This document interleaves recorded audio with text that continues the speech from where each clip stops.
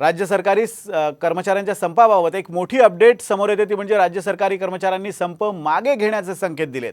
जुन्या पेन्शनबाबत मुख्यमंत्री एकनाथ शिंदेंनी विधानसभेत निवेदन सादर केले आणि मुख्यमंत्र्यांच्या या निवेदनानंतर सरकारी कर्मचारी संघटनांची सध्या बैठक सुरू आहे आणि या बैठकीत संप मागे घेण्याबाबत चर्चा सुरू असल्याची माहिती समोर येते आहे। सरकारी कर्मचारी आपला संप मागे घेण्याची शक्यता आहे। सरकारनं जुन्या पेन्शनबाबत एक पाऊल पुढे टाकल्यानं सरकारी कर्मचारी आपला संप मागे घेणार की नाही याकडे सध्या लक्ष लागलंय। मुख्यमंत्र्यांनी काही वेळापूर्वी जुन्या पेन्शनबाबत एक निवेदन दिलं आणि या निवेदनामध्ये त्यांनी अर्थसंकल्पीय अधिवेशनात याबाबतचा निर्णय घेऊ असं आश्वासन दिलंय।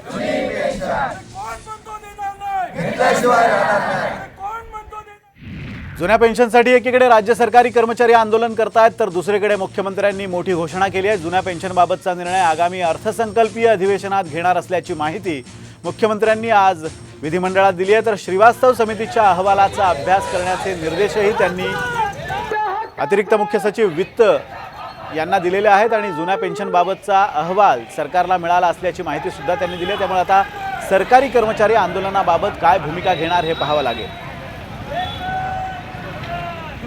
प्राप्त अहवाल व त्यावरील चर्चा व अंतिम निर्णय हा या तत्वाशी सुसंगत असेल सदर अहवालावर अंतिम निर्णय येत्या अर्थसंकल्पीय अधिवेशनात घेण्यात येईल।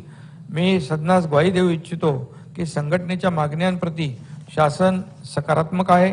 त्यामुळे संघटनेने सुरू केलेला संप त्वरित मागे घ्यावा।